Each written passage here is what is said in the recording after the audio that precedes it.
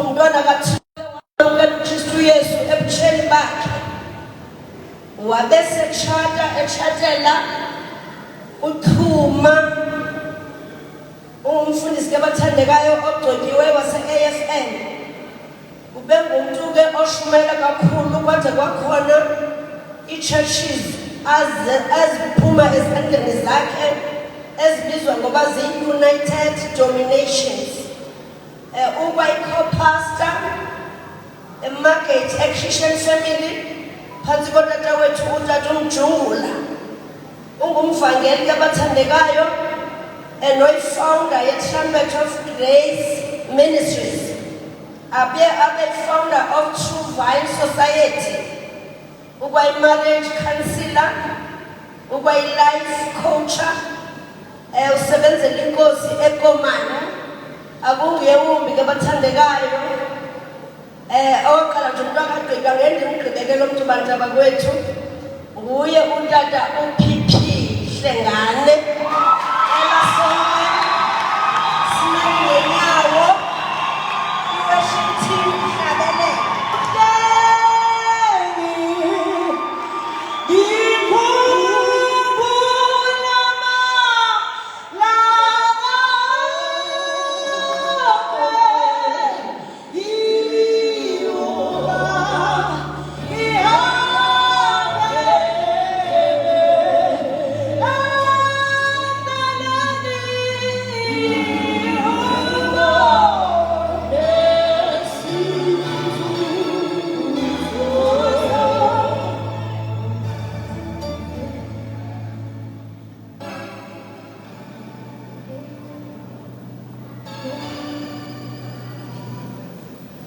siyabulela kakhulu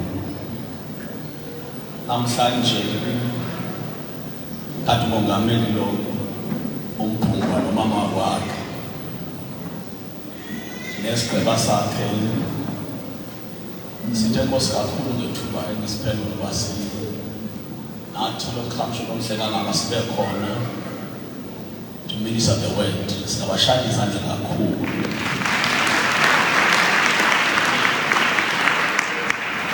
Ndiyazi abantu banomona bamandazi mhlawaphatha wena bongabe uqhwatha izandla ezincane kangaka.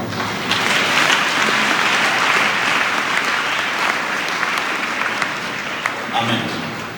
Siphinde sihloniphe uTata uMongameli usweli ingafuni bafowethu lelinye aqala ulingo ke uTata uMongameli usweli mama niyenza ukuba undimi lo uTata uMongameli usweli nomama nesigqeba sakhe siyabulisa kakhulu tata uTata uMsweli ngumuntu ondithandayo abantu beningayazi loo nto kwakudala ndiseyinkwenkwe kufika kwamama umntu xa ethanda ubona lapha emehlweni indlela akujonga ngayo ngoba amehlo labo umuntu asesibane senhliziyo yakhe into endiyaziyo leyo uTata uMsweli uyandithanda kakhulu laba bonke aphethe nabo Mama uNobhala, Mama uNozamili, labo bonke aphethe nabo siyabulisa kakhulu sibashaya izandla.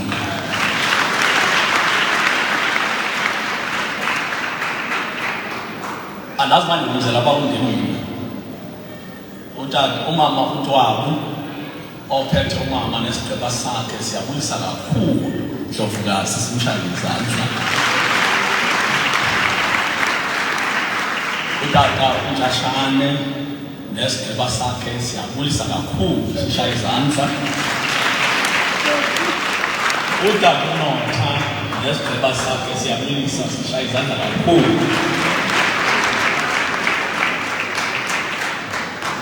Amaxhosa bonke akhona phakathi kwefundisi nomama abantu abatsha bonke labantwana ngegama lenkosi siyabulisa yangasekugqibeleni umbulisi.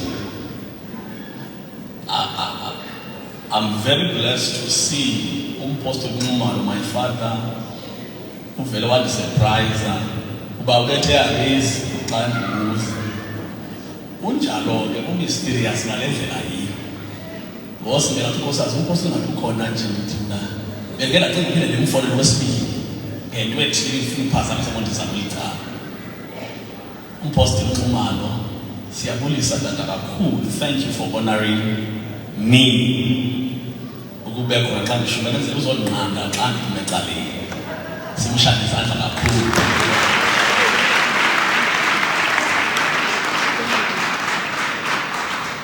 Unkosikazi Makhambulelo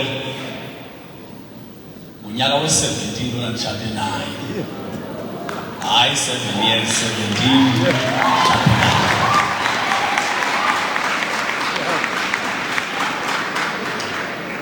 akandihluphi bazalwane yonke le 17 years.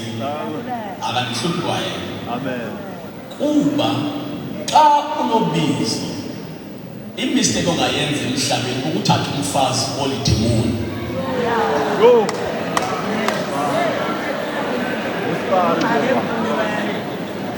Umbuliso wami kodwa ngiyafuna lithi nethizeni kancane.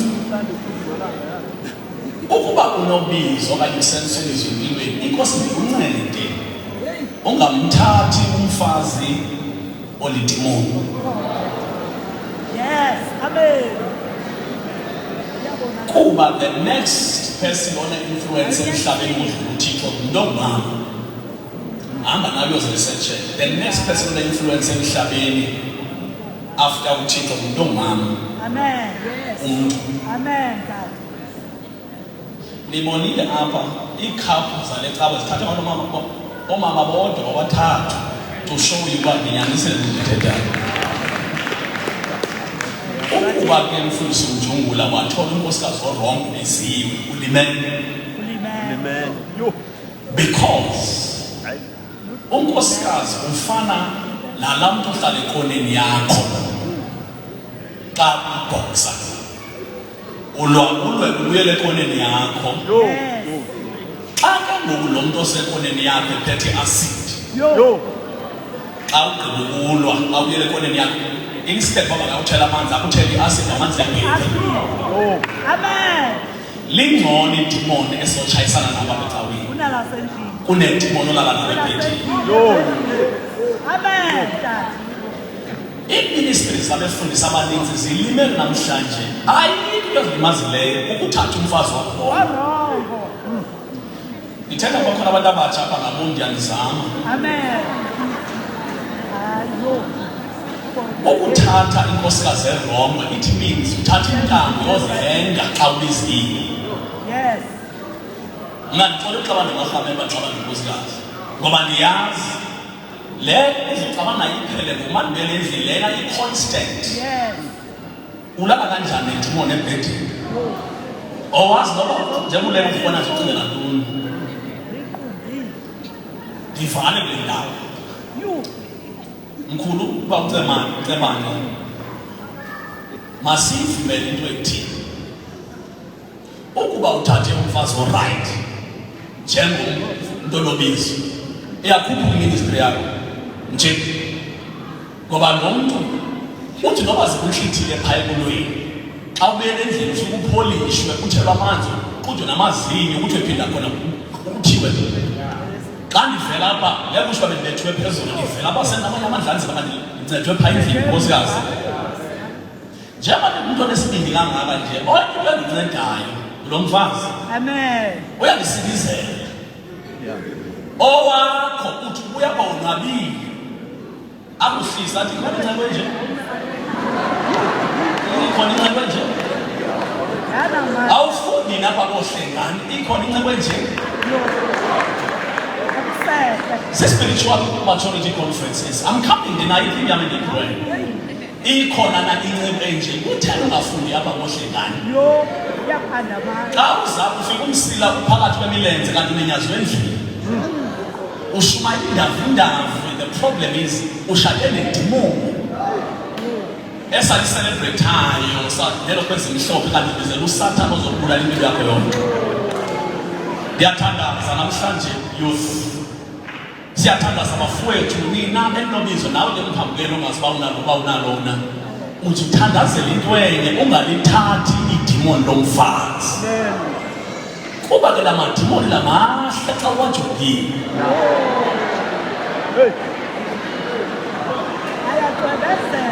In fact, TV. Awuse TV mbo. Thetha Hambeni. Xa kuthiwa awuke uyena kumfundisa awudlali ngawe siyakunceda. Xa ufuna utshata uyena kumfundisa siyakunceda. Amen. Uthi wethandaza uyancedwa. Uyozibone uba le nto ngamabeli kwakho xa kuthiwa xa ufuna ukutshata yebafundisile. Abanye sithi bebuya ku-honeymoon sibe sesazi udibene nabo arealize emve kwi-honeymoon uba udibene nedimoni ungene ifowuni kuthi because ipyona nemichanje ubona uba ngeko lokugqile bechithe iminyaka imali engaka uzolithini eli dimoni atshate nalo ngoku singalali sizama umzalwane obekhuzwa uba soyithatha le ntombazane noba indlela ngaka soyithatha le ntombazane ikhona into engahambe kakuhle okanye singatsho uba soyithatha siyikhomente nje sidlula ukuvula amehlo kuba wena oseringini awuboni kakuhle uthi umuntu ongekho ringini azokubukela kakuhle because i-blind spot is very important. Come on. Amen. Abefundisi sikhona nje apha so that we can show you the blind spot ongenoyibona because umtshato uyaoverwhelma yivaliwe nakumbuliso wam lo benisazi uba mna lo ndaya apha kumposo unxumano lo xa ndifuna umfazi ndathi tata ndandivele ushumayela eCape Town. Yaba xa usengumntu omtsha ushumala njenganathi uthole ikhoza amantombazana xa ubuya kuloo ndawo ushumayela kuyo yinyani le ngenxa yesiphiwo xa siphiwo. When I came from Cape Town, when I came from Cape Town, umpostulelo wandibona uba ndikhona ukuxaka endinako ziifundi ngamakhaladi owaziyo ke mahla amakhaladi kakhulu. Umpostile wandibiza wathi Hlengane awuzapha mfo sihlala betafuleni indaba yokushada ihamba njani nathi mna okay before that waqala wa-explaina zonke iintlobo zekhaya because I could marry anyone noba ngumlungu balikhanda I could do it the way I am. Wachaza zonke iintlobo zabantu ubuhle bazo nobubi babo. Wathi ke Hlengane nantsi into endinika yona namhlanje njengoyindawo yomfazi ihamba njani. Ndathi ngethathi ikhona intombi endiyibonileyo apha endlini. Wathi kuba lo mntana ngathi uchuma wathi Hlengane lo mntwana vele uyomproposa ngoku vele uyothini ungabisalibazisa because lo mntwana uyokulungela olubizo lwakho ngoba uchuma unomoya wasedolophini nomoya waselalini njenganawe ngoku uyokulungela wathi ugqibile basuka aphuma umposo ngena emotweni yakhe wahamba zange ndesalibazisa ngam ndakhetha ndayithethayo naye. After 17 years, ndiyabulela ukuba nomfundisi ongathi uNxumalo akangixelele.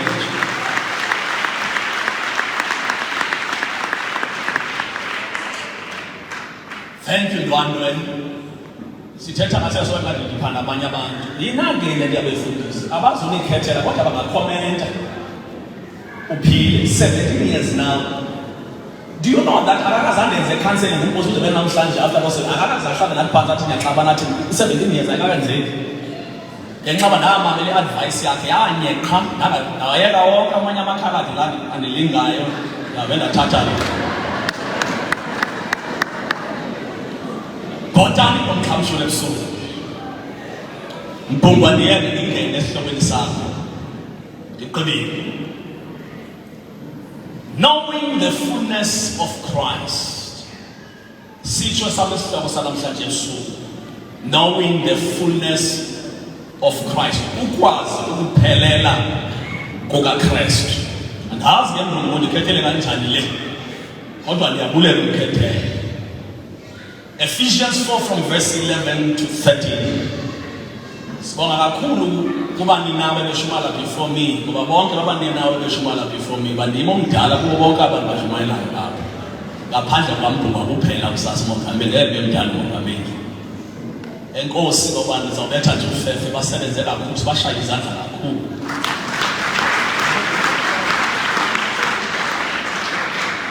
Ephesians 4 from verse 11 to 13 masifunde wena ohlele ngasisibaneni.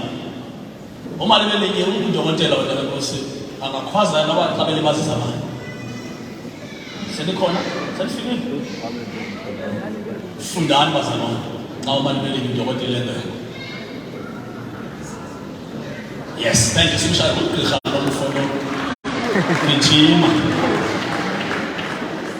Into endimthandelayo nalo oogqirha banayo ingxaki, oogqirha abasindisiweyo banayo ingxaki.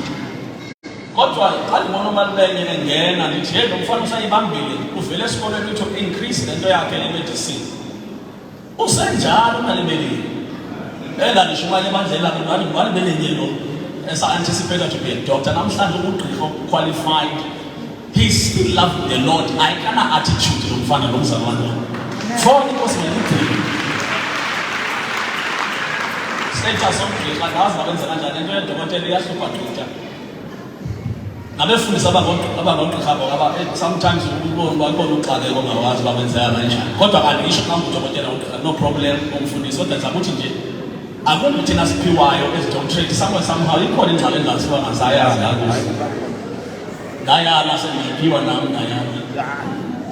Cela sifunde. Ncwadi yabase-Efese chapter 4. Yes. Wayena wabapha abanye ukuba babe ngabapostile. Waza uYesu wabapha abanye babe ngantoni? Ngabapostile. Bakubani abazalwane? Yes. Qhubeka. Abanye babe ngabaprofeti. Abanye babe ngabashumayeli beendaba ezilungileyo. Abanye babe ngabalusi nabafundisi. Ukuze abangcwele basulungekiselwe umsebenzi olungiselelwe. Ubaphelane ukuze abangcwele basulungekiselwe umsebenzi olungiselelwe for the equipping of the church. Yes. Ukwakhiwa ke omzimba kaKristu. Ukwakhiwa kantoni? Omzimba kaKristu. Ngoba xa ndingayivi iBhayibhile abantwana nkosana ndizohlala abantu ndiswaba nendinivi. Ukwakhiwa umzimba kaKristu wakhiwa ezi ziphiwo zabantu abaphayo. Qhubeka. Sithe thina sonke sifike kubo ubunye benkolo. Sithe thina sonke apha kule holo sifike nangaphandle the body of Christ sifike kubunye benkolo. Sonke akekho zosana sonke kuzodestiny sifike kubunye benkolo. Yes.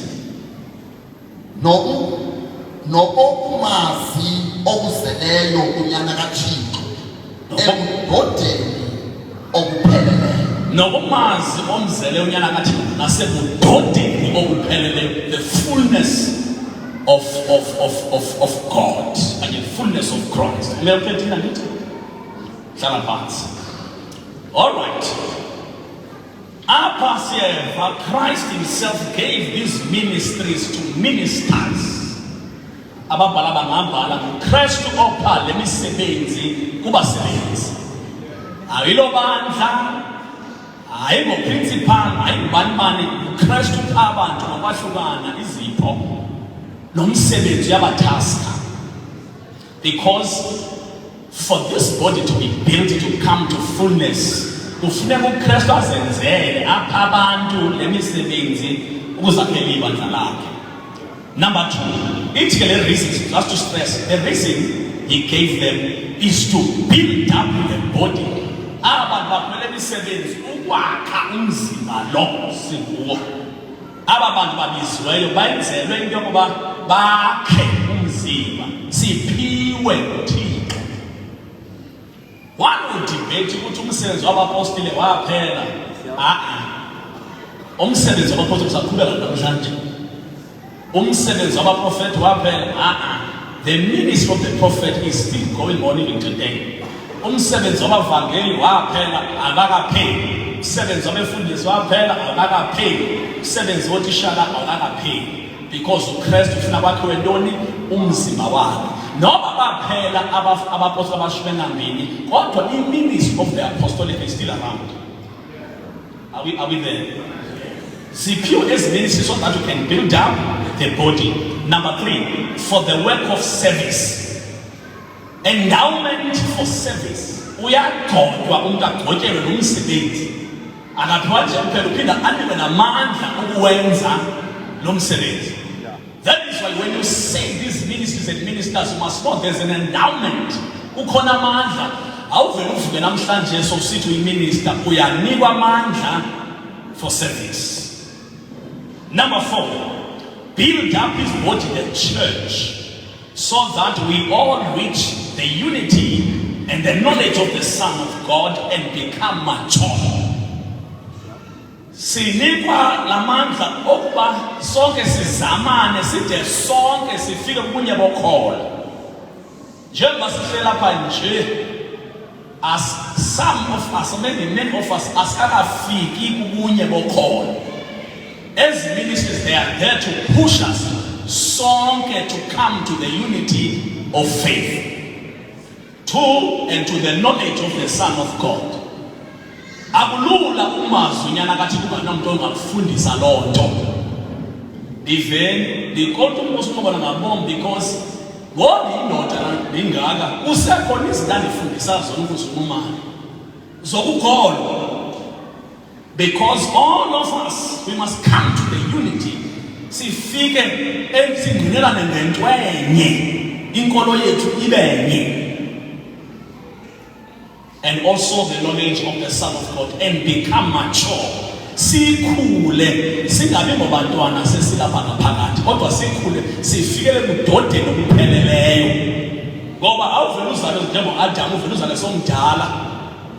Ku-Adam kuphela angeke ngichelele uba u-Adam ayezalwa wahamba nazo izi-stages zokuzala kuphela, ngoba wavukanga seyintswayizile seyindoda endala ethengolweni. Uzalwa ngubani u-Adam bazalwane? Nguye yedwa wazala seyindoda, wasekwavama wakhutha ubhabha wasenesithukuthezo, wazalwa senesithukuthezo kwayena. Ngoba he didn't grow, he was created just like that. Now, you grow step by step. That is what connects ministries, so that you can come to full stature, the maturity.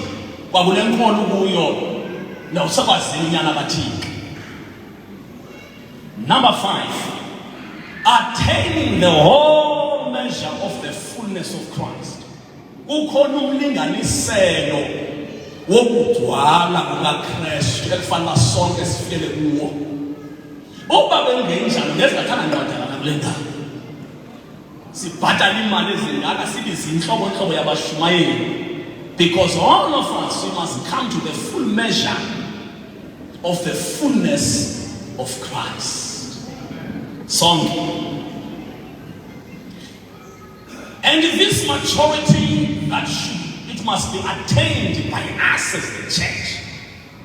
Okukhula kufuneka kutholwe sithi silibandla sonke side sonke sifikelele. It is attainable. Singakwazi ukufikelele kudode lopheleleyo. Singabi ngobaba sesisindisiwe. Ube ngumntwana omncane una 15 years ufikile ecaweni yethu. Dina 17 years, 16 years ndiko ordained pastor seven now. Ufumaniseka sometimes nalapha ekukhuleni sowuthungena kwi-ministry kodwa usabona kakhulu kuntwana obuninzi apha kuyo. We need to come to full maturity, and it must be attained by all of us. Mele sikufumane futhi kuyatholakala. Masiqhubeke. This is the maturity that should be attained by us. One, under this is the maturity that we should be attained. Under it, we should come to the perfect stature, the reputation, the standing, the height, the repute, an upright position, the status of gaining, growth, development, or achievement. Kufuneka sifikele kwi-stature sikaKristu, sifikele ukukhula side sifike uyesu ngamlo sibe ngaka sonke sikhule sifike lapho ngoba umntwana ongaka esakhula amazi umntwana akapheleli usamazi usenyuka. We need to come to the full stature of Christ. I-reputation yethu icela uba simtholile, ukuma kwethu ucela uba simfumene. I-integrity yethu icela uba simtholile uKristu. And also we come to the character, meaning which the personality of Christ. The nature of Christ. The way acingangakhona uKristu. The way avangakhona uKristu.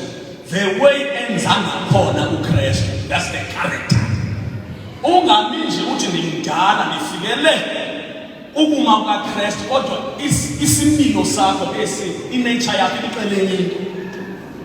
Kuyakwazeka athi umuntu ndimtholile ndikhulile xa ujonga ipersonality nature lonke indlela acinga ngayo indlela anza ngayo indlela aphatha ngayo ngoba ayingoKristu. This is not Christ. Therefore we need to come and attain the stature and the character of Christ. Make ndithi ibehavior kaKristu indlela le abehave ngayo. Khona abantu boba indlavini kahle kahle. Imbethe ingubo kaKristu kodwa indlavini. Sidinga isimilo indlela lobehave ngayo. Bathi batsho abantu bathi mnene uhlangene naye. Ibehavior le it must be of Christ. The perfect man. uKristu opheleleyo ongadingi nokuxokonyezelwa akadingi mikhoba. Sifike siphelele kuye Kristu, a perfect man. Phela lesifundeni ke Ephesians 4 verse 13. Just to put a stress on this point. Verse 13. Ephesians 4:13. Sithe thina sonke sifike kubo ubunye benkomo. Sithi thina sonke sifike kubunye bantoni? Benkomo. Ngokumazi okuseleyo unyana kaThixo. Ngokumazi okuseleyo unyana kaThixo yifana. One would ask me, what is the fullness of Christ? Ephesians 1:21-23. The conference one was nyamezeleni nje. Verse 21.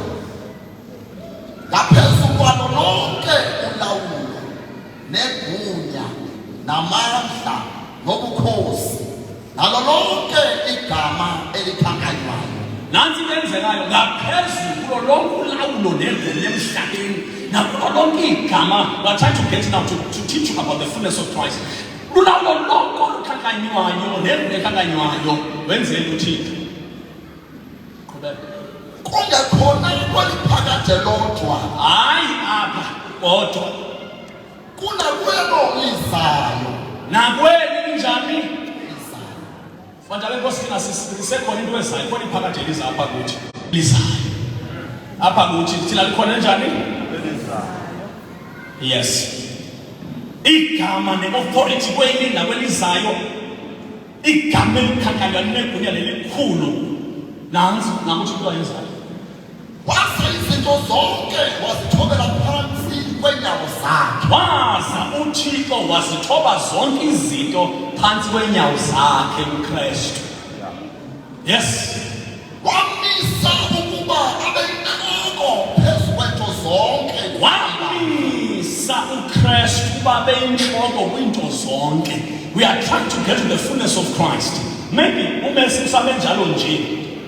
Brothers and sisters, when you talk about the fullness of Christ, sithetha ngoKristu oyinhloko yomzimba. uKristu oyintoni? Oyinhloko. Therefore, if we're going to reach the fullness of Christ, this church kufuneka ingabi na doubt ukuba kube khona igama elikhulu elingase libe yinhloko yayikawele ngaphandle koKristu. See, form structure the fullness of Christ, because siyabona uba ngokuhamba ixesha uya uKristu esuke uba yinhloko yebandla ungena amadoda baba zinhloko zamabandla. We need to come to a point when this church ingavumi into engase ithathe uKristu njengenhloko. If we can come to a point when we literally refuse uba le kawe yethu le okanye ibandla universally ilawulwe yinhloko engenguye uKristu. Maybe I should talk to some pastors, brothers and sisters. Makafike enkonzweni abantu masibedlulisa phakuthi sibakhombisa inhloko. If we have to form and come to the fullness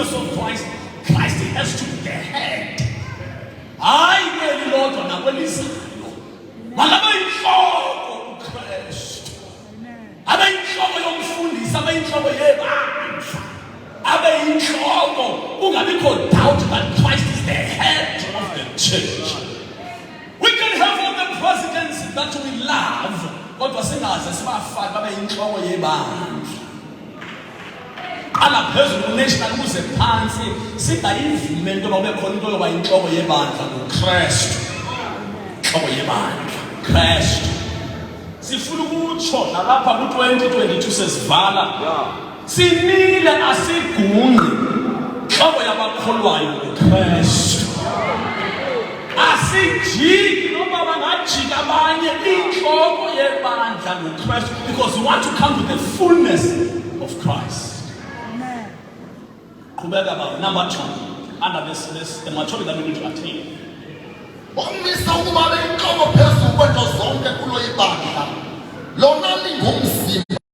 Number 2, under this, the church is the body, because Christ identifies himself with the church and he fills it completely.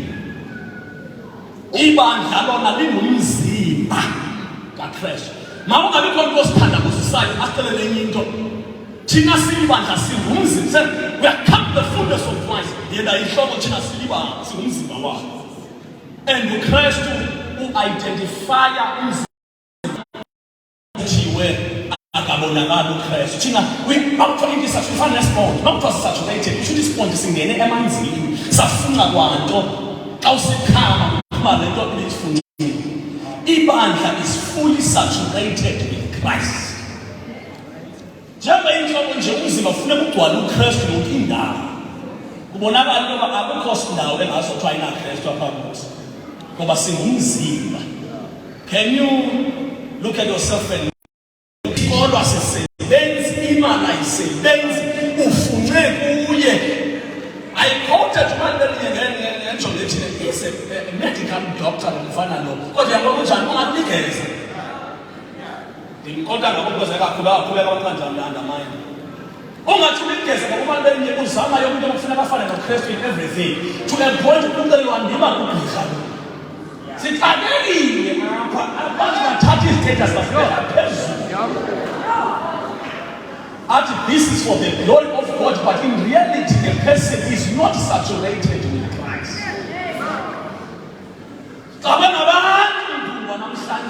Abantu bayayikhomba kodwa umzimba ulandeli. Awuthithethe. Ukhona umuntu owathi ngenyimini ivukile inhloko yabakholwayo. Nathi siyakuvuka ngoko thina sikholwayo. Meaning which what he is we shall be, because thina sisaturated nguye. Ngiyacela ma-faith mission asibenje ngesponge apha kuKristu. Akukho khona yethu emayingamvezi uKristu. We need to be swamped in him. Literally drowning in Christ. Uya kwami minyaka njani ntsho. Uya ephela uhlengane kuvela uKristu. Uya ephela. Siyamazi lo mfana uya ephela kuvela uKristu. Uya etshona kuvela uKristu. Uya emfila. Ingathi no simo luyatshona uya ephela kodwa uKristu uyaphakama. Fully close, fully embodying Christ's presence in this world. Makuthiwa uyayimbodisha into kusho ukuthi uKristu uphila apha kuwe. You have embodied Christ in you. Ibandla kulo mhlaba ufuna uKristu limrepishe. Embodying Christ. Once ibandla lethu inene limemvelophile uKristu.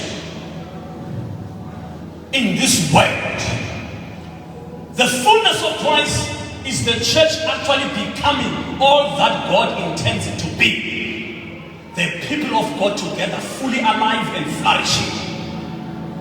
Bantwana bakathi no, ufuna kwaziwe into yoba njengoba simamkele nje. We are becoming everything that Christ is. We are becoming what God has intended us to be. Sibayile nto uThixo afuna sibe yiyo.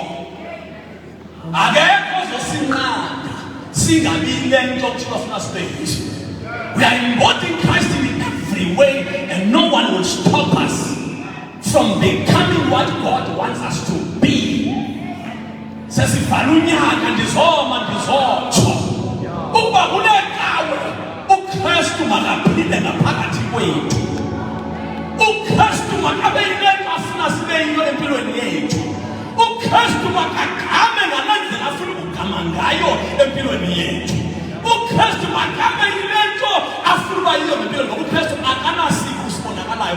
isiku sakhe sesi bayambona benjani abantu balibandla eli alinemvelophi uKristu. We need to embody His presence in this world.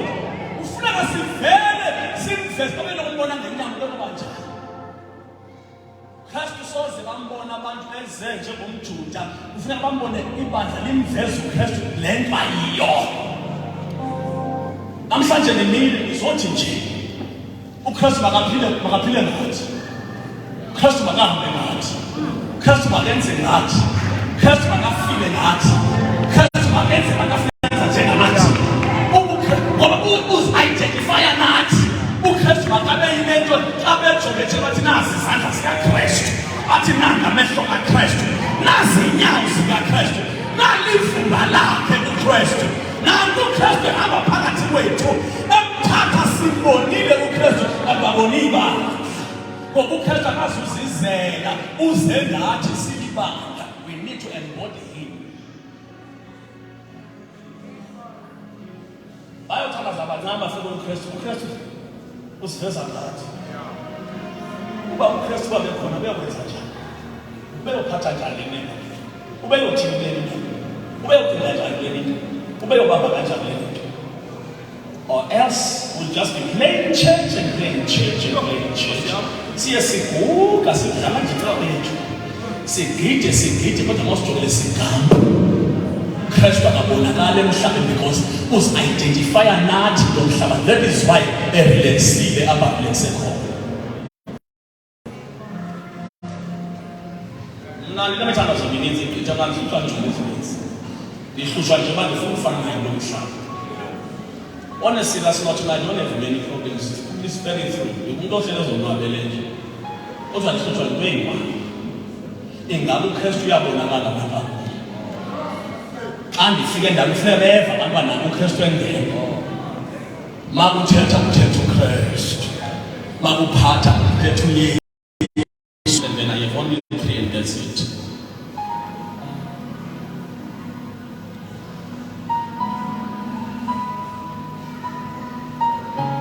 The fullness of Christ, that we should be. The people together, full alive and flourishing, fully like Christ. Okay. People all together, fully alive, flourishing, fully like Christ. Not to anyone in Christ, fully sibenjabo Christ. That's what the fullness of Christ is. Okay, the kind of the church that we must be. I would want to figure the fullness of Christ. We need to be the church that is both proclaiming and embodying the gospel. And also the evangelium. We must be the church that proclaims Jesus Christ. And also spelling banza and the Christ. People don't come to church not because they don't want to come to church. But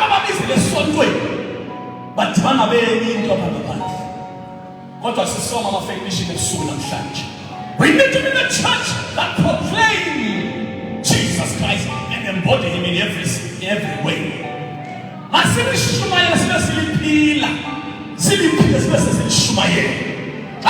We have come to the fullness of Christ.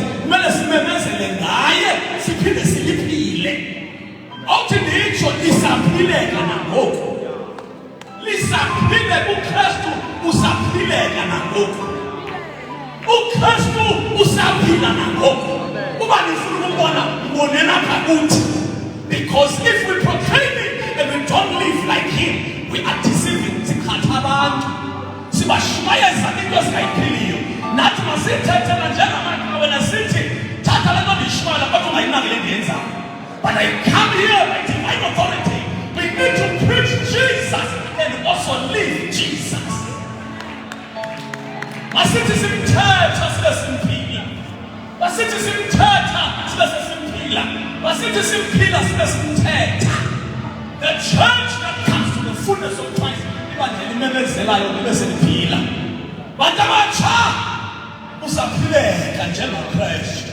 Andazi uma bengajolana uKristu. Andazi uma bengadakwana uKristu. Andazi uma bengaxexezana uKristu. Andazi uma bengachayana uKristu. uKristu siyamemezela sibe sesiphila njenganaye. uKristu lona uyashunyayelwa futhi uyaphila. If they do not know, they must come to the AFM and see uba uyashunyayelwa phinda philwe. Ngizofaka umoya ebantwini apha hayi bafowethu masilithetheni ngesibindi. Siphinde siliphile ngesibindi. Uyabalize mphungo uba lecawe le sikhombe amapheko. Sithi kwaba khona igeneration yabanothixo kodwa itheni le. I want to live in this generation when people can have real reference. Ukukhona umfana wahlengane ongawayishimana wayiphila. Christ. Shimantini uyiphile. Uyiphile university, uyiphile emsebenzini, uyiphile ofisini, uyiphile ebandleni lakho, uyithethe uyiphila. Uthi kuthiwe lo gqirha lona inene sibaphelile kodwa lona kunemark esingayaziyo. Le titshala siyazazi titshala kodwa le titshala inophawu lokumangaliso. Siyabazi onesi kodwa le nesi lena ikhona into different because akamemezeli nje insindiso uyayiphila. Asimbonanga uKristu kodwa simbona ngalo. My famous story sezodlula. Umvangeli uBilly Graham. All my stories are through. All my stories are what? Why shima benimfiselelo echaza uKristu. Istory. Kwamise indoda lo muntu uthetha ngaye ngiyamazi. Lo uthetha ngaye ngenzani? Waqaba umvangeli uxakile umazelaphi lo muntu umana ecaweni kodwa la uhlala khona and they tell that they've seen Christ. Embodied.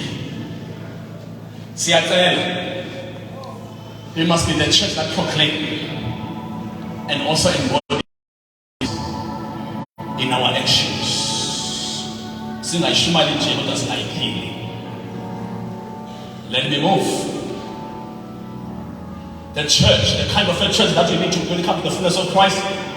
This church, it will both demonstrate the unity Christ has forged through the cross. It will demonstrate the unity Christ has forged through the cross. Ibandla afuna demonstrate i-unity uKristu wayenzayo.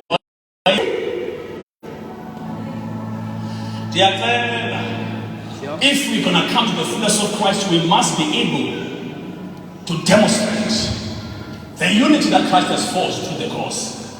See verse bathi nasibani. Makubadla bangathi wasibanyisele kobani. Yena vemncoma umfoko wathi yabo region lelo sibanya ngoba ukunyanisa kodwa ikhona nengxaka nayo. The truth. Because bangabuza ukuthi usibani bani lo uhlela lapho. Libanje. Usibani bani lo. Uthanda ngathi unegwili nje apha enhlizweni yakho. Ingcala bebefundisile. Bomba iqala phe enkokheli ngoba inegwili le inkokheli ngakule. Ingabe uKristu ile unity wayiforge emthomezweni le. Bazalwane, after the church, after the AFM,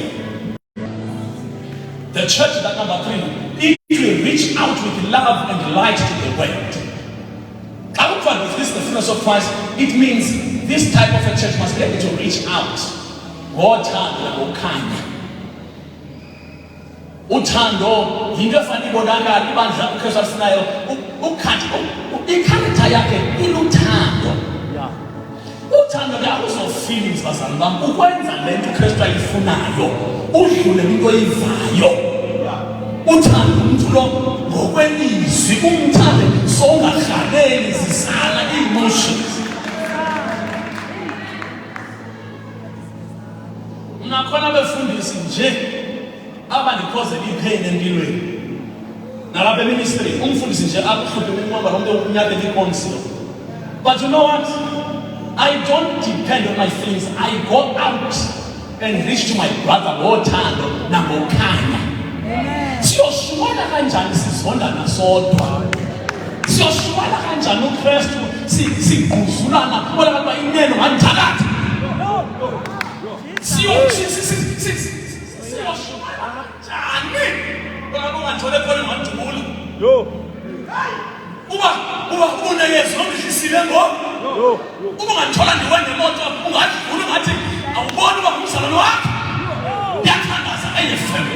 We must get to the unity that Christ fought through the cross. Kumele sifikele kubunye uKristu abuzame emnqamle sihlanganisa noThixo. Ana pambano. Pambano bona ngafaka. Sinase sinyane la Kristu lawo. Ngelesa fana nawo. Ngemini kaYesu kamthanda. Yo!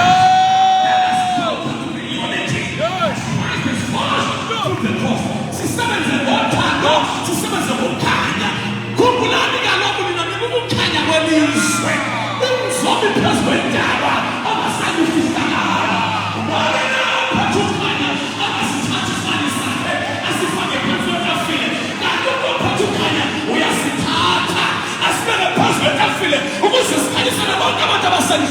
AFM, the church that has come to the fullness of Christ must be able to reach out. Ngothando nangokukhanya. Sisibane bumnyameni. Isithokothobo sobumnyama esikhulungela ilizwe siyiphethe ikhandlela lasekhaya ezulwini.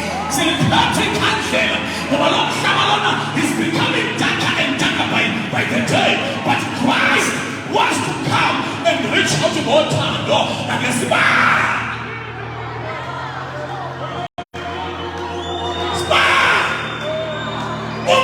Community, hapukhanya. Umntwana emsebenzini wakho hapukhanya. Uthi ufike ebandleni umnyama ulayithe ngothando nangokukhanya. Asizojubulana, asizodlisana, asizothakathana, asizokwenyelisana manana. We are the light of the world. Christ is reaching out by love and light. For Christ to see. Just one circle. Siakhanyisa.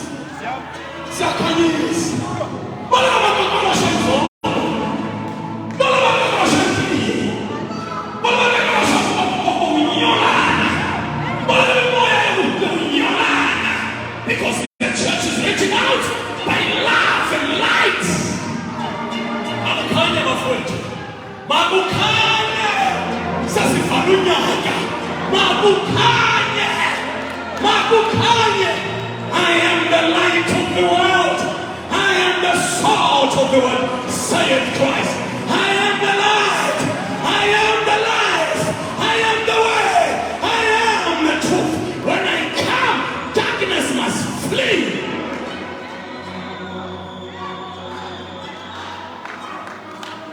Fullness. The church that you must be. Number 4. I'm about to go. This would be the church that should be literally led of the Holy Spirit. Because after all, Jesus Christ gave a hand to the Holy Spirit.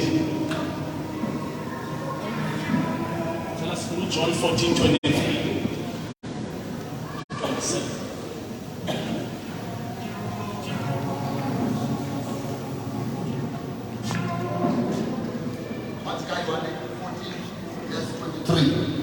Yes, soft my brother.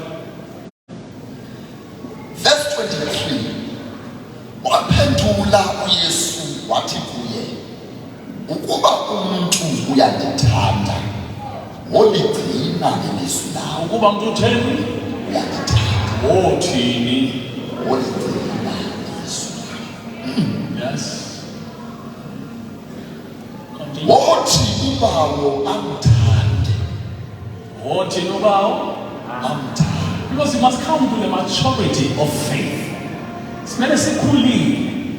Othanda mna uyanjani? Ayigcina imithetho yakhe. Qhubeka phela ngovela. Size kuye sihlale naye. Sithini? Sihlale naye. Verse 24. Lowo ungatithandiyo akawagcini amazwi ami. Clear, umuntu ongathandi Christ, umuntu angawagcina noma ngathi uyamthanda emlonyeni, xa angawagcina amazwi akhe, lowo muntu angamthandi uChrist ngoba ngubani? Yes. Ilizwi endilivayo asililo elami leli kaBaba owandithumayo. Xa niva mna aniva lizwi lam, nivele kaBaba ondithumileyo. Kusho ukuthi uma bevele izwi lethu kufuneka bavele kaKristu osithumileyo. Because sifikele budodeni vala uChrist ngokuthetha nje kuvale bani uChrist. Yes. Verse 25. Ezi zinto ndizithethile kuni ndisahleli nani. Yes. Thethele moya oyingcwele ayakumthuma uBaba egameni lami.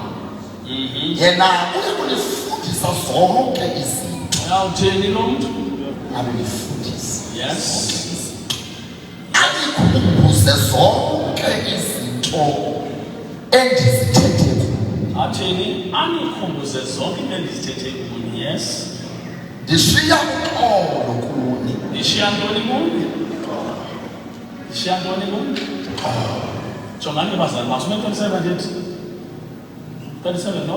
27. Sala phansi.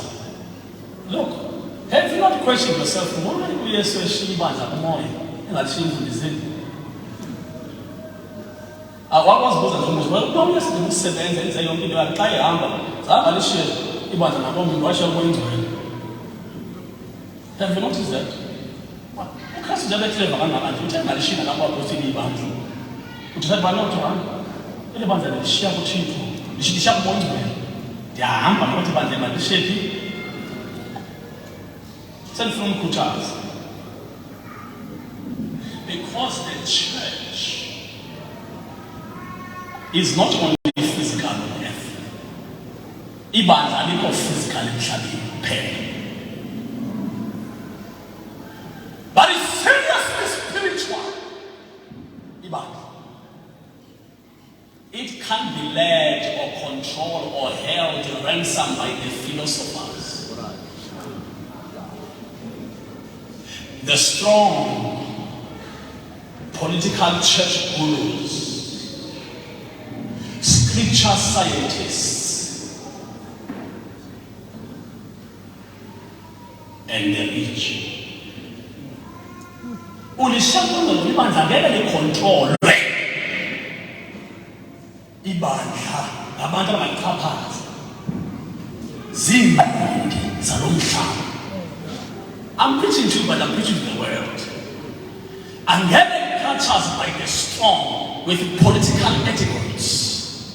Political gurus, otherwise we politically won by yay. Nay.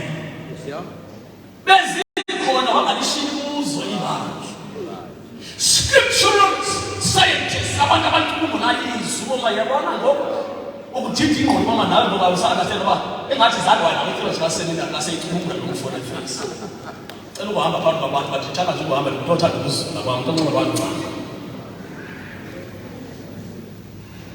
and the rich.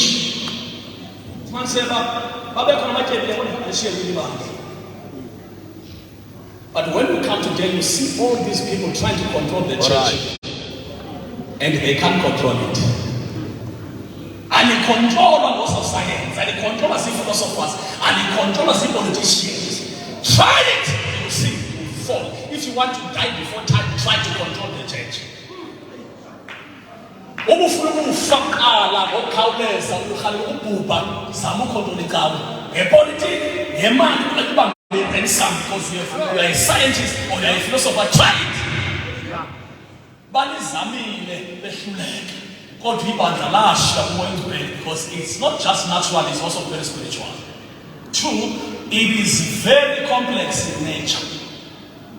Ibandla li complex kakhulu nendalo yalo. Amen. Ngonibonisa. Emphunga aba beshumayela lapho bese abathanda sonke. Okay. We have preferences. Umfana beshumayela ngosine la khona bengamthanda. Khona bamthanda. Umfana beshumayela lapha usisi beshumayela lapha emini khona bamthandayo khona bangamthandi. Ubishop ushumayela 3 sessions khona bamthaphulele khona bamthandayo. Uhlengane bashumayela lapha nawe uyabona. Khona bamthanda bayayula bashawute khona bathulele nje balenjani ihlala ngiphansi. Because the church is very complex. Can you go vele abantu ababela abapostoli abaprofeti abafana bonke abantu. Teacher, fullness, umvangeli, they are not the same. And all these people are equipped to build up one body. Okay. Amen. And if you are not, you think that I'm lying. Just say that I'm not faithful. Yeah. God, if I have to listen to men, our prophets, they can be puffed up because they think they have the revelation. Teacher, I'm not going to be pen. Say, wrong or something about my love. For this, I didn't creep up on the other part. Nanbangan, and Momshman is one of the awards members. To where the one is water. They can be puffed up all these ministries. But you know, their lives are very complex. You know, I didn't know it. No, I think I'm hitting on the name. Because with the apostolic anointing, because I ground, I build things, I govern. God, they are doing judicial. They are doing family. They are doing prophet. They are doing fullness. It's very complex. So that more these ministries are because in every corner you are needed to build the unity and the body. That is why we are complex.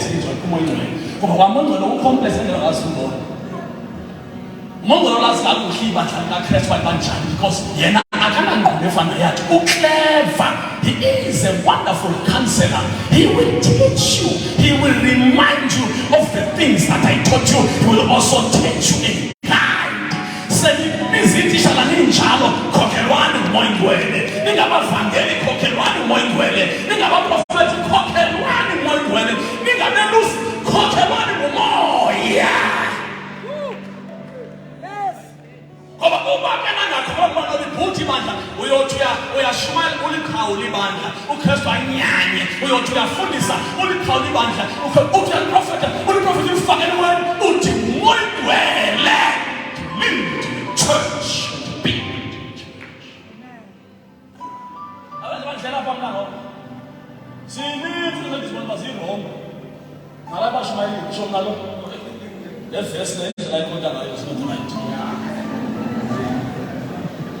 It's not.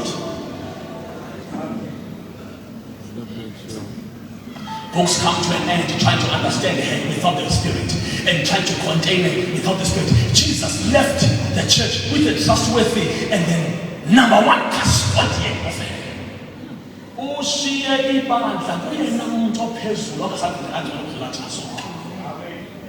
Tina siyasetshenziswa ukulakha kodwa aliphilanga sithi. Nikhona bangasembaliza mongababa la njengasedubeni. Ibandla ligcinwa sisikolo, aligcinwa sisibaba sakho. Yeah. He's the number one custodian that he can keep.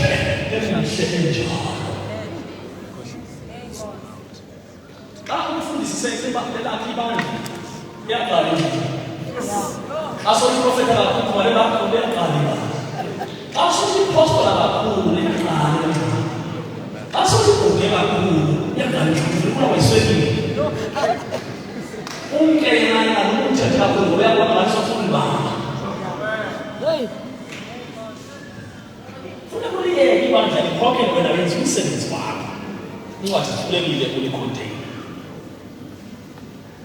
And you should never despise the Holy Spirit who's a greater teacher of all times until he comes and fetch his body. For he will not come for her as at his body as at blemishes, as at wrinkles. We better stop fighting in the ministries and the giftings, spiritual accolades and mental intuition. Stop fighting this man. Now get ministries. Now get more. Masiye ke masibamba. Get us a good example. Yo. Do you want to when that people is a big it's easy for me to identify them, but I have decided to keep quiet sometimes.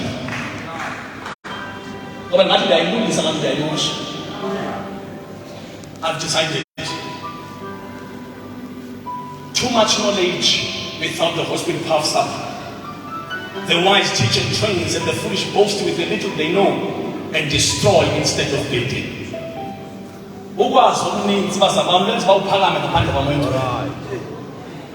If you come to my house, you'll see books all over. But I've decided to read and read and read. After that, I gave to the Holy Spirit. I've decided in my life, I've read the Bible, I think twice. Bible from Genesis to Revelation, at least twice. I've read the Bible from book page to page, at least 3 times. You see? And I'm still learning.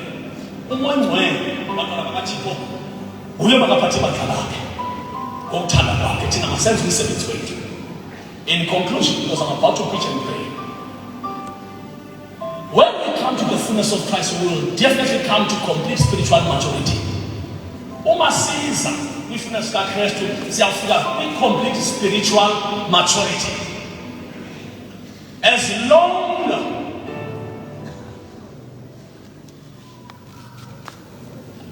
As long as he has not come, we will keep on growing the body to full capacity of the fullness of Christ.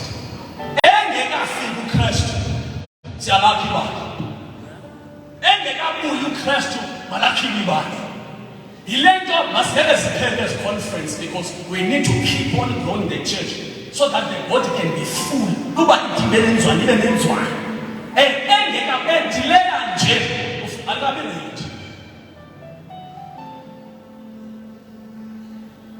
Hence, the ministers of this beautiful gospel shouldn't be illiterate and lazy to labor in the word.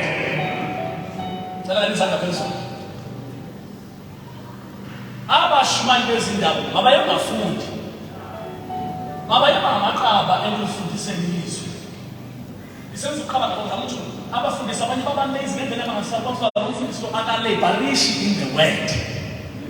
Umfundisi lo akazikhandli ngokufundiswa illiterate when it comes to the word. Even in the Bible ithi mabanike indawo ona abo who labor in teaching and preaching the word. Kodwa bona umfundisi lo uyalibazisa ibandla because lo mfundisi uliqaba. Lo mfundisi iqaba in the sense ukuthi ulivila u-illiterate akazi kabi ukuhluba ngakuthi uyini. Bafundisi masithethe nyantsha laba futhi babatsha kakhulu. Bafundisi bami ukuba basifundisa diligence. If you don't labor in the word, siyawulibazisa umzimba. Siyawuhlekwa zintana open deformed ibandla because silibele kulwa sodwa asilaborishi ekufundeni. Ibandla likhulu lisabe liyi-1 likhula ku-teaching kuphela, likhula ku-prophetic kuphela, likhula kwi-what kuphela. Ibandla uyabona lalihamba uyabona likhona ingxaki elinayo ibandla liyakhwalela. Ngoba ukhona lolivile lefana wakhinzwayo. Umile lo wakhingano istrongo vele ibandla lihambe nengalo. Ibandla kwangalo yodwa. Umzimba opheleleyo. Amen. Masivalele.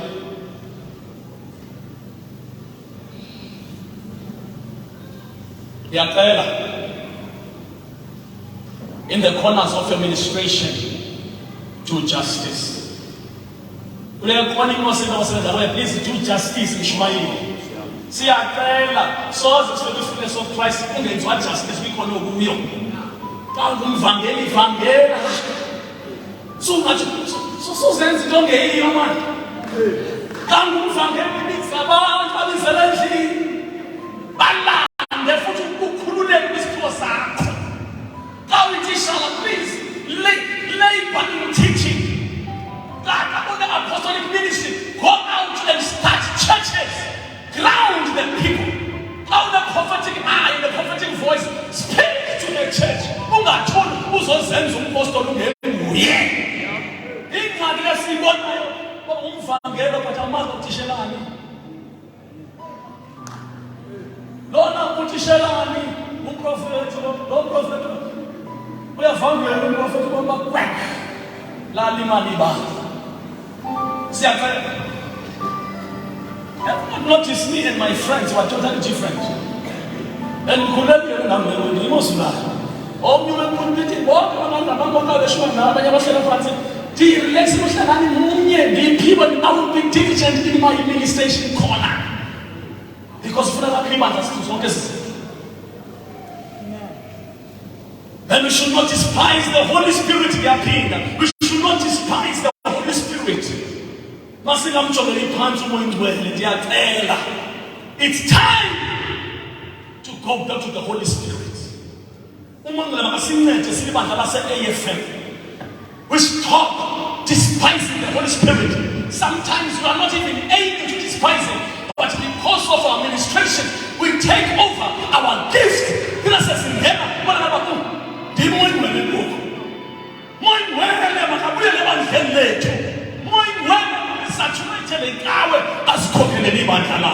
Because when He takes over, everything shall be in order.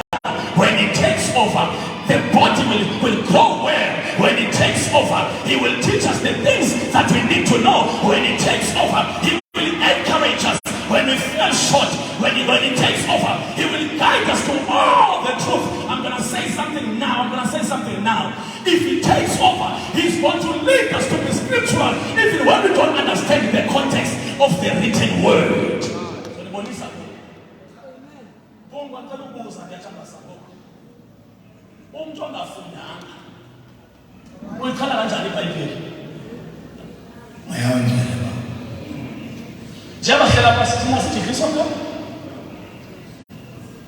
Kukhona amakhehle apha kule ntaba abe scriptural abe context wrong. Cela ndive ufumaniseka ufunda ivesi engeyiyo ngoba kafundanga kodwa kweBhayibhile lethi message yiyo kodwa befisa abantu abafunda kodwa ufuna basefundisa abafunda kodwa ba scriptural it's not about the pretext, the context, and what is about the message. Yani kodisela nje.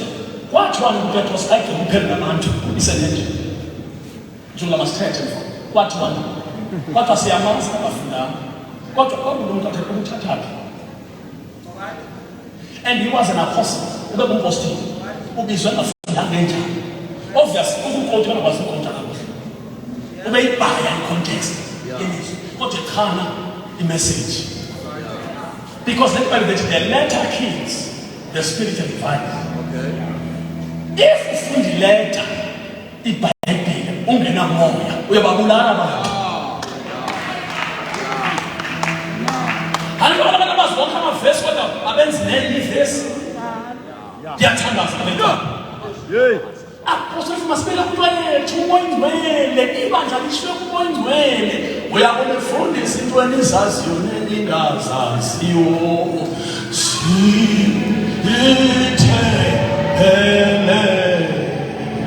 kuwe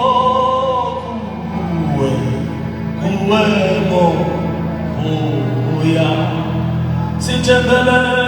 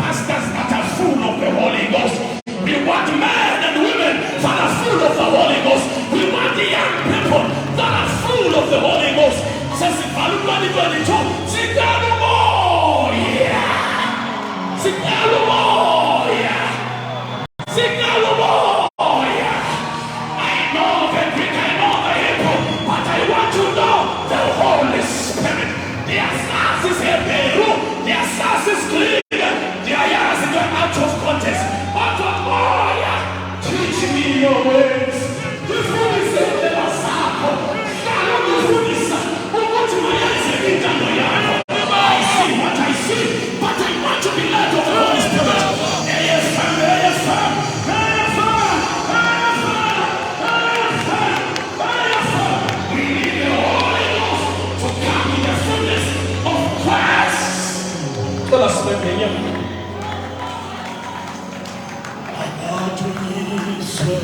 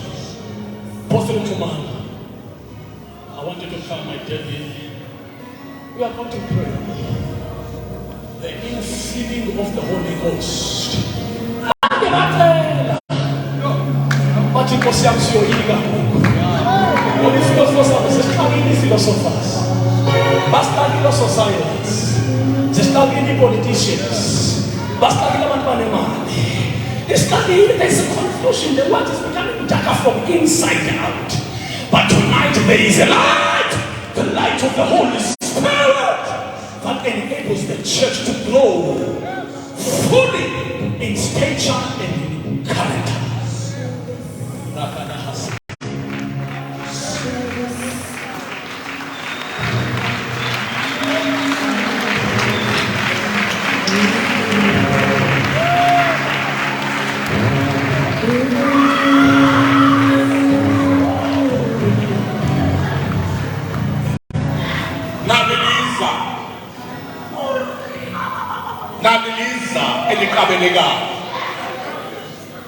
The ways that it starts Eliza Tata in the Kabbalah to be in 2023. Eliza Tata right through the year. Eliza impeded by year 2023. In you through you. In me through me. In you through you. Uwe awe. Uchipas be said. In you as we said. Awe as we said. Peter. In me through me. In me through me. Na nangam uthixo asukisele babayileke spiritual legacy sakho leso that God in you ninobabili bangakabikho abantu umsukisi nisenobabili esikhungweni sakho asukisele asele kufuneka nje umsebenzi uthi umshumayeli uzoba zinyawo zikaJehova wena uzoba zizandla zikaJehova uzoba ngomlomo kaJehova. Now that will be through you.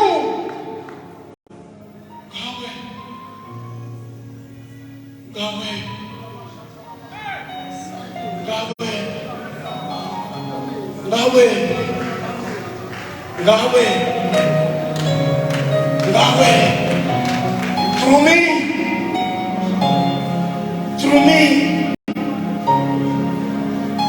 through me. Do whatever Lord you want to do through me. Rakabosha. In me. Through me.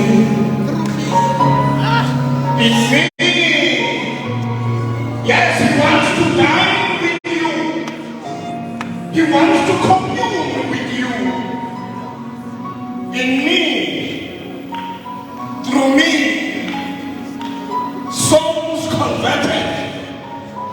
Through me, those who are sick healed. Through me, the gospel preached. Through me, I've been prophetic.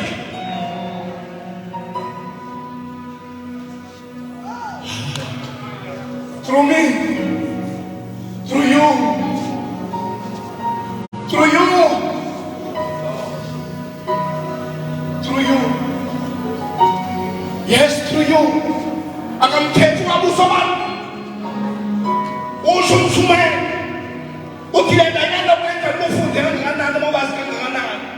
But it is the work of the Holy Spirit through you. The work of the Holy Spirit through you. When the Holy Spirit is upon you, we are wearing the obsolescence because the Holy Spirit will be upon you. That's the reason why Christ said, the Spirit of the Lord is upon me. He has anointed me. Through you, man. Now, and it's not by might nor by power. It is by the Spirit of the Lord. Now, kuwe siyathandaza sonke moya wethu wena Thixo wethu othandekayo Thixo wethu omangalisayo sizwa njengenkosi izwi lakho liwile kule ndawo moya wethu wena ukuze babukhonzi bakho nabakhonzana kule ndawo unyaka ka-2020 siqalelele libisi osiyamisomela bevuselele kumangaliso ukuthi babe bantwaneni bakho you stay out their spiritual khushululo mdwele bahambe nkosiyamsomangababa bekhotshiwe lisukiseke babigama lakho sibe libande lithobeleke kuwe moya wethu sikuve Thixo wethu ngawuzola sikuve Thixo wethu ngawuhamba nathi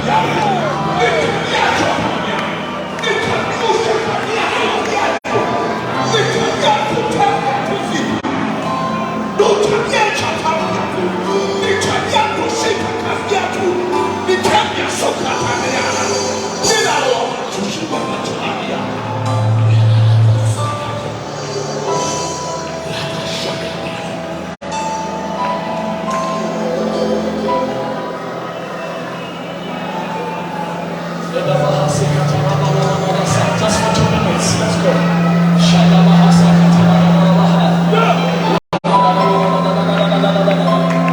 Wisdom from the Holy Spirit, power from the Holy Spirit, strength from the Holy Spirit, anointing from the Holy Spirit, guidance from the Holy Spirit, leading from the Holy Spirit.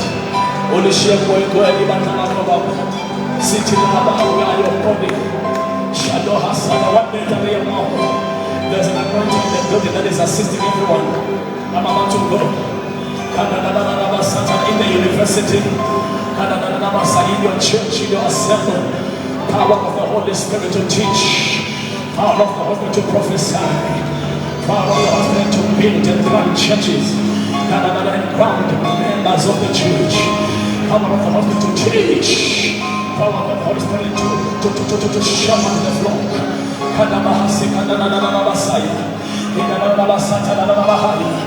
Thank you, Father. Thank you, Jesus Christ. Amen. You see, when I was coming, I got an attack in my body. A serious one. But this time I had a serious attack. And the Lord told me that there are people that are sick here. That you must pray for, because I don't just pray for people. We must pray for that must be prayed for tonight, so that the Lord can heal them. Jesus also taught, Jesus preached, and he healed all manner of diseases.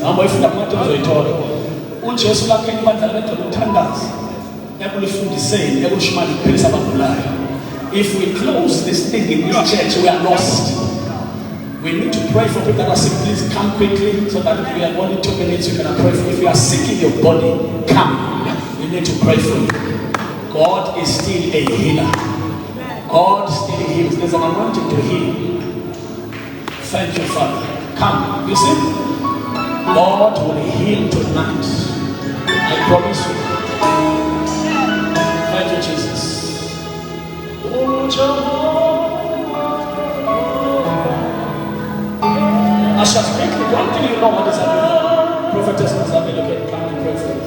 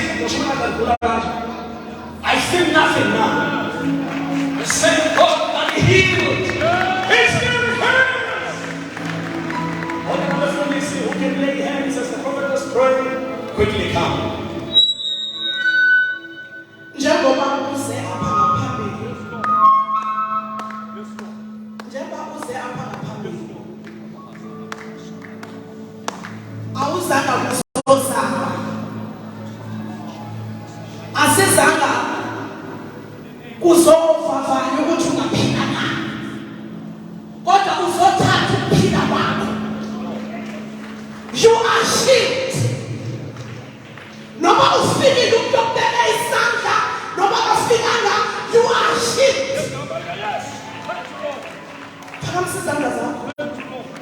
wamkela ukuphila bakho. Shaba sikataba. Imakadesimo shekata. Umuntu wena ukuphilisa nabantu abasemakhaya. Uphakade balapha abaguli bona. Kodwa khona abantu abashiya begula emakhaya. Bayaphiliswa right now. In the name of Jesus. Asiphakamiseni izandla sonke. Sibonge. Siyabonga Thixo wethengweni. Ngamandla okuphila. Ehlela phansi kwamandla lakho. Ehlela phansi kwamakhaya. Njengamandla kaYesu waseNazaretha.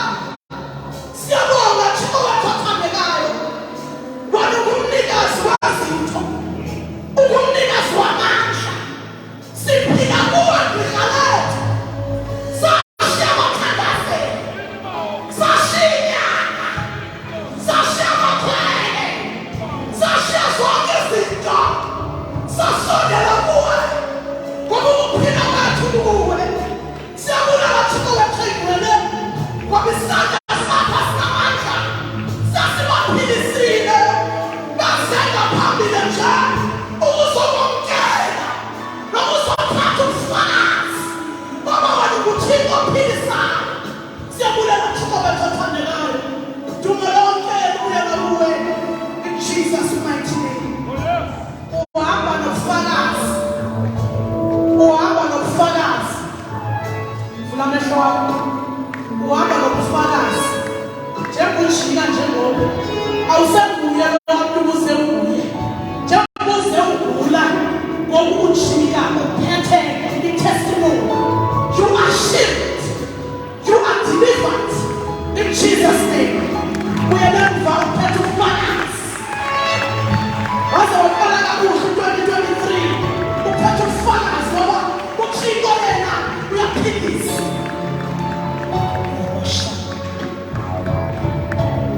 Khona umuntu oyi-one oyingalathetha ngaye onomuntu osekhaya omane engxaki yokuphazamiseka engqondweni. Uthi ufuna ukwenza umqondiso. Khona umuntu omane ephazamiseka. Ngiyathandaza kube ngathi ku-right kodwa phinda qaleleke balekise ngaphambili. Wena ufuna ukuthi ungena kwi-2023